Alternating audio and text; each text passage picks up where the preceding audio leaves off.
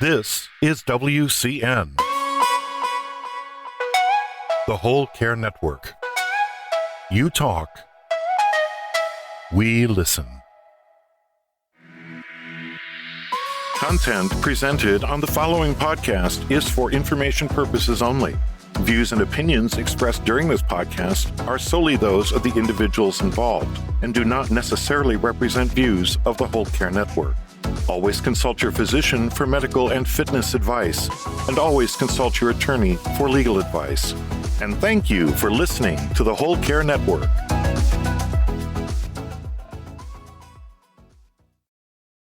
The following episode of Healing Ties 2.0, featuring Loren Gelberg-Goff, was recorded on Friday, December 18th, 2020, the final day of Hanukkah.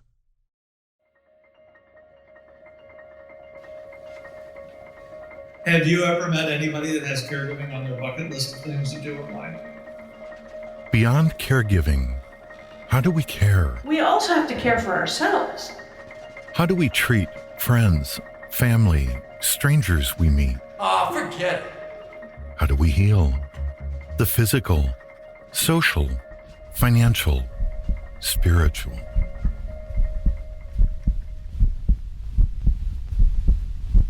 Happy Hanukkah.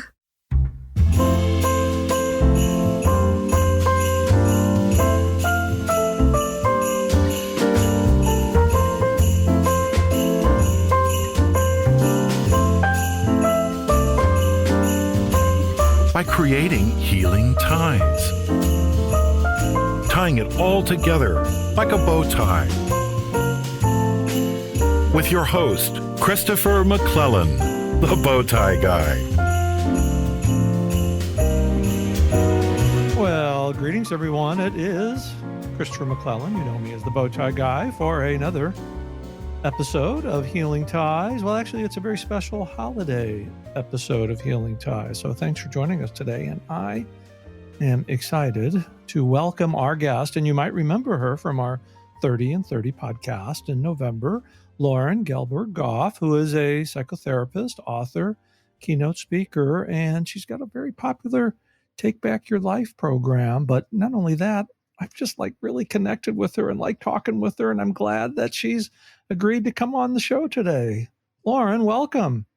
Thank you so much for having me back. It's like we've known each other forever. I know. Yeah, we just connected so well in our 30 and 30, and I wanted to reach out and have you back for our holiday show because, goodness, we're in the middle of the pandemic. You're in the middle of a bunch of snow. We've got the holidays. We're dealing with grief. And who better of a person to talk to about all these things than you? Thank you so much. Yeah, it's a stressful time for most people.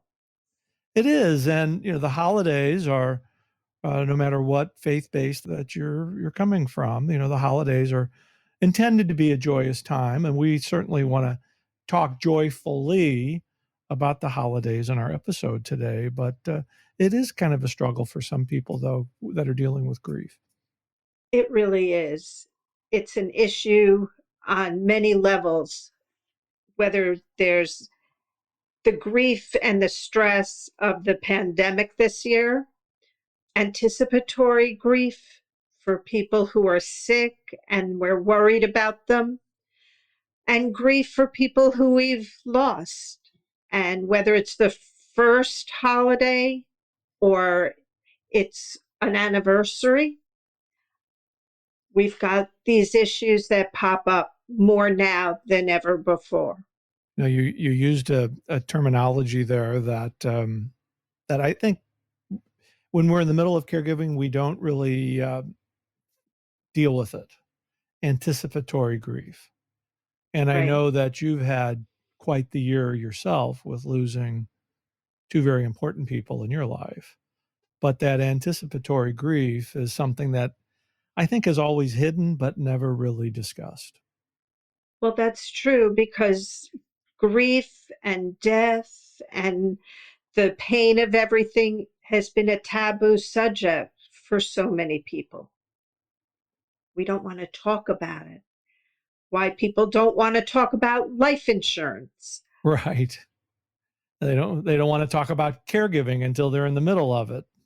Right. We don't want to think about what might be right around the corner. We don't want to talk about it.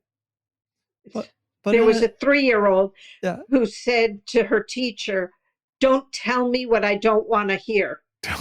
Oh my God. Goodness, don't tell me what I don't want to hear. At 3 years old, well, at 3. I've heard a lot of 30-year-olds say that. But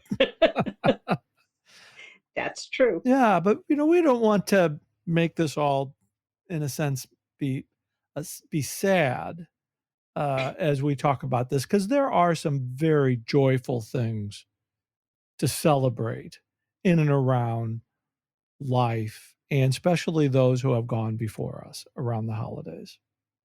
Well, absolutely. And there was a short story or poem. It was I think, a eulogy written called The Dash. Yes. Where we see on somebody's tombstone the day they were born and the day they died. But the life is what happened in the dash. And I think that's what the holidays need to be about. Who we're celebrating, who we're honoring, that their life was so much more than dying. Because, I just love the way you put that, because if we settle and we think about this life as transitions, we just, and I know in my grief process, I had to learn how to love my loved one, Richard, and just in a different way. Not that it happens immediately. We don't want our listeners to think, well, you can just flip a switch and it happens. But in being able to talk about it really helps facilitate it in your own time. It does. And we have to take that time. And no one can tell you what your time frame should be. And that's the difference. Everybody wants you to be better. Right. Not because you should be better, yes. but because it makes me feel better if you're not hurting. And in a very strange way, the person who has gone before us wants us to be better too. Absolutely. I remember, I will share a personal experience that I had a dream probably a couple of months after my son died. Mm-hmm. And my husband had died 3 months prior. Okay. That they both appeared and said to me, "You are free. This is the first time in your life you don't have to take care of anyone. And it's time for you to find joy." Pretty powerful message, Pretty powerful right? message. And I know in some of our previous conversations how we look at the difference between complaining about something and seeing a blessing in something. I totally can get in touch and believe that these things happen. Some people don't. We have to be open and honest about that. But I think those experiences are true blessings because they are real. They are. And it's what we do with them that makes a difference. People feel guilty when they're happy after somebody has died or somebody is sick, or there's a sense of I'm not allowed to be happy. Right. And we are. And our loved ones, even if they were having a difficult time prior to their death, mm-hmm. on the other side, there's no ego. It's spirit. So on a spirit level, they don't need us to suffer. On a human level, they may have in their lifetime, but they don't now. Oh, what? Oh my goodness. That is beautiful. There's no ego on the other side. No. And they can see what held them back. And a lot of people, if they know they're dying, Mm-hmm. and they let go. And we can see where their struggle is when they didn't want to let go. And we give them permission. It's okay. It's okay to That we go. need to let them know we'll Yeah. be fine. Yeah. That permission, and it is freeing for both parties. Yes. And I know, and if I'm repeating myself here, I know the day that when I held Richard, when he made his life transition, the man who claimed to be an agnostic Jew, which I always thought was funny because he was more spiritual than the former Catholic seminarian that he was connected to. There was a peace amongst both of us when that happened, because Yeah. we were fortunate enough to have the conversation about it. And it's very freeing when you can have that conversation, that it puts you both in the same place. You're connected. And that's really important. People who I've talked to after someone has passed, and they didn't have those conversations. Mm-hmm. They didn't have the time or the ability to say goodbye, to address those feelings that we might not normally say them out loud. Right. People tell me all the time, well, he knows I love him, or I know he loves me. You know what? We need to hear it. We need to feel it. We need to experience that heart to heart connection, even if someone is in a coma. Exactly. And being able to express those words is so healing upon itself that it Absolutely. really makes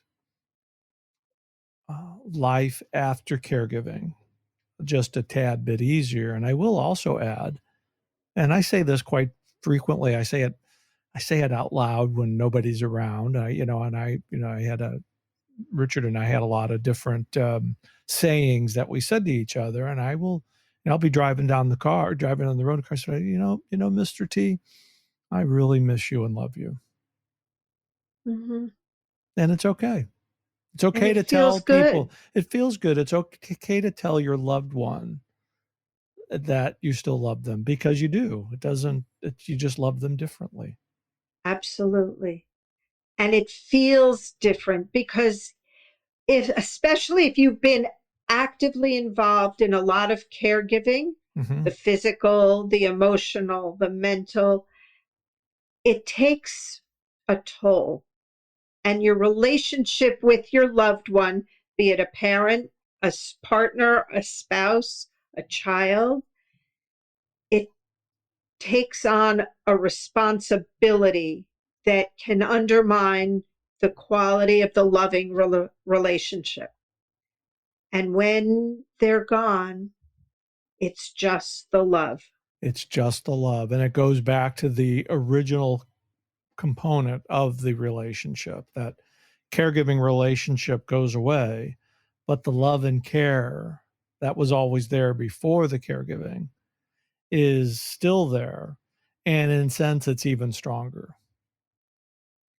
It is. And we get to really feel the compassion, Mm-hmm. the grounding, and the centeredness of what your relationship was. And it makes it easier to love somebody in spite of whatever the challenges In were. spite of whatever those challenges were, those little idiosyncrasies. And, Right. we can all, we certainly can talk from personal experience. And that's kind of where I come from at best is, I saw, I saw the joy in it after he left. Mm. I saw because after it's gone, after it's over, the good days far outweigh the bad days. It's just when you were in the middle of it, the bad days just were so intense. Exactly. Yeah.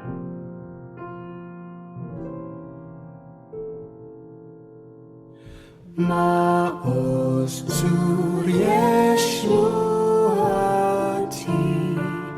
Lecha na'el leshabeach Tikon bet tefilati Vesham toda nezabeh לעת תכין מטבח מצד המנבח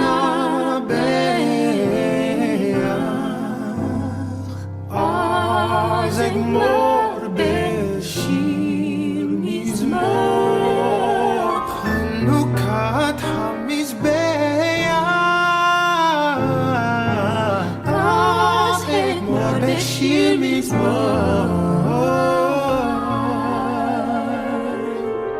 חנוכת המזבח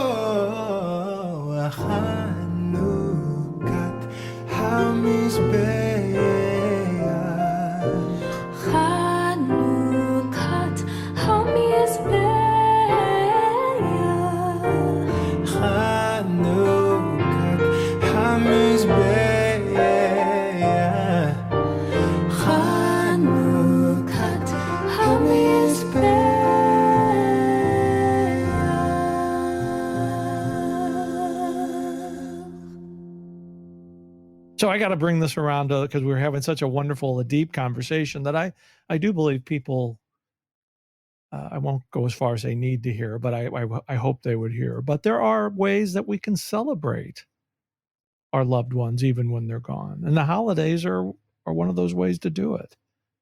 Absolutely.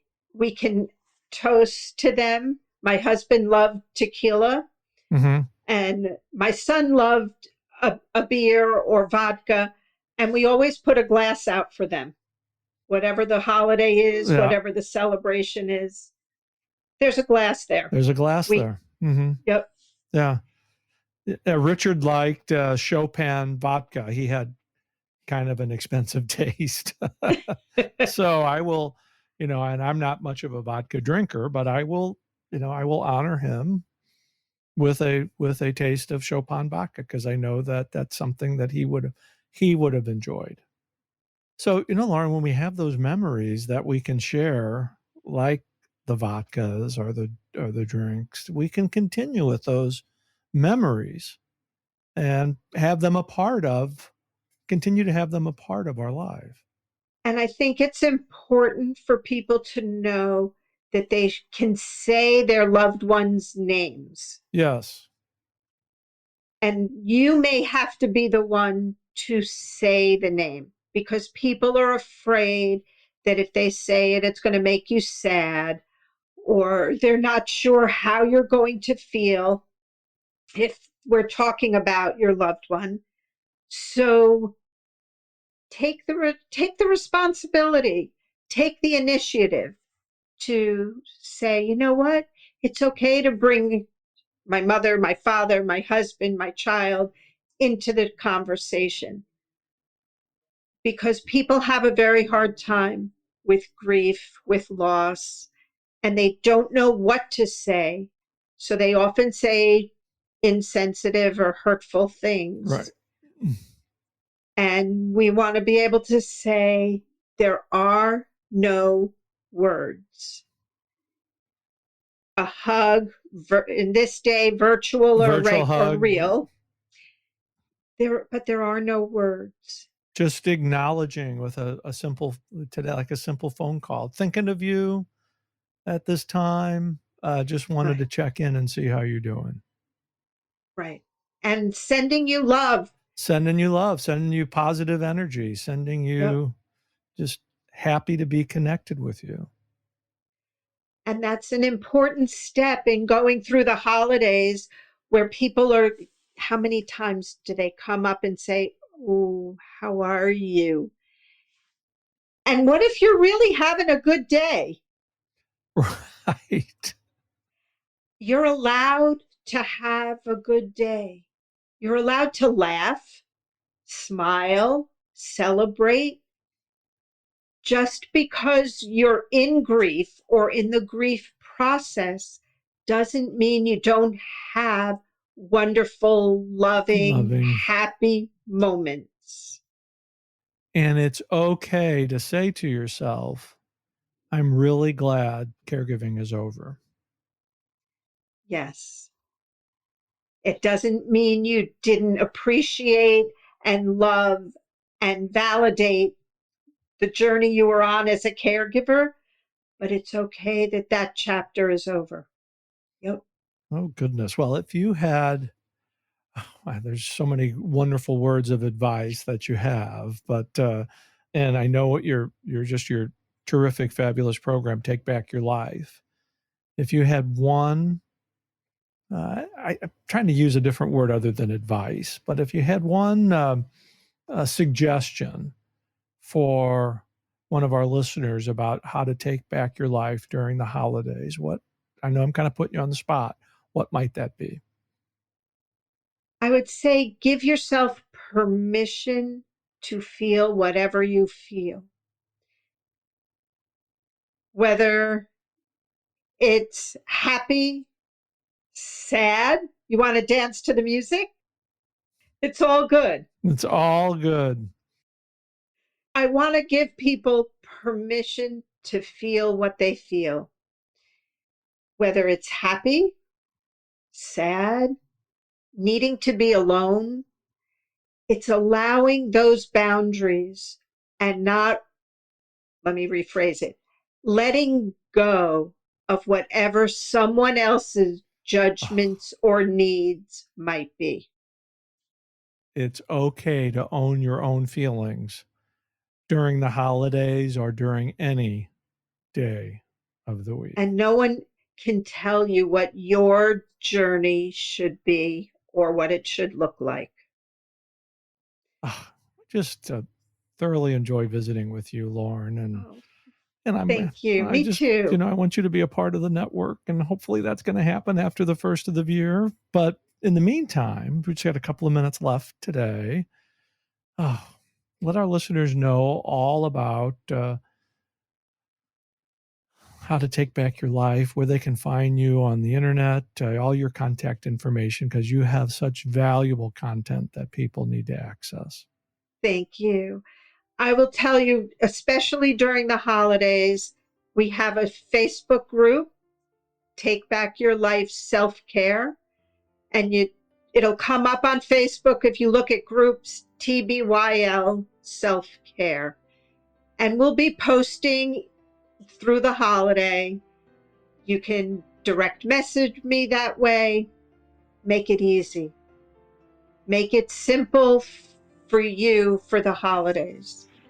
And we'll move into the new year with a different kind of energy and perspective, because caregivers feel isolated and alone, and during COVID, even more so. So you need a place to go. And you're never alone when you're connected with Loren Gelberg-Goff. Thank you. Loren, it's so great to see you, be with you today. And I look forward You to as well. your participation in the Whole Care Network in 2021. And, Loren, with all the great work that you do, you're certainly someone who's creating healing ties all around us. I can't, like I said earlier, I think I've known you forever. And I can't thank you enough for what you're doing and being a part of the show today. Thank you so much. Be well. Be well. Happy holidays to everyone. Happy holidays, yes. So, well, goodness, that does it for this holiday episode of Healing Ties. As you know, I'm your host, Christopher McClellan. You know me as the Bowtie Guy. I've created a life to love after caregiving ends by sharing stories and resources and being with awesome people like Loren Gelberg-Goff. Healing Ties is a part of the Whole Care Network and produced in the posh studios of Oddvox Production in downtown St. Louis, Missouri. We'll see you for another episode of Healing Ties real soon. Actually, we'll be debuting our Healing Ties YouTube show on Sunday, January 17th. Be on the lookout. We'll see you soon. Happy holidays. Bye for now.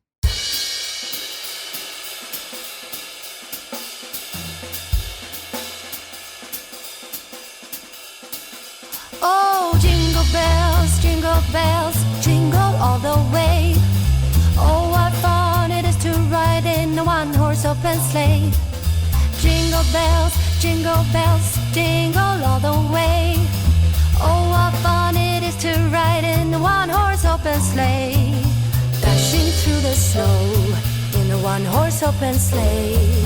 Over the fields we go, laughing all the way.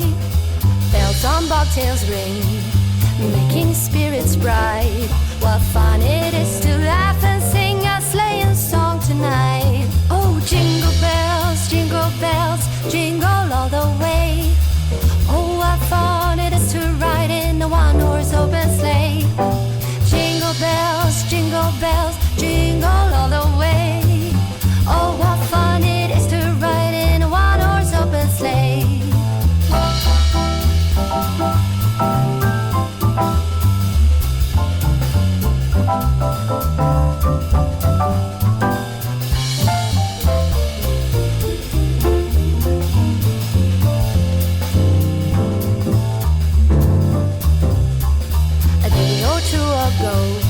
I thought I'd take a ride, and soon Miss Fanny Bright was seated by my side. The horse was lean and lank, misfortune seemed his lot. We got into a drifted bag, and then we got upside. Oh, jingle bells, jingle all the way. Oh, what fun it is to ride in a one-horse open sleigh. Jingle bells, jingle all the way. Oh, what fun it is to ride in a one-horse open sleigh. Oh, what fun it is to ride in a one-horse open sleigh.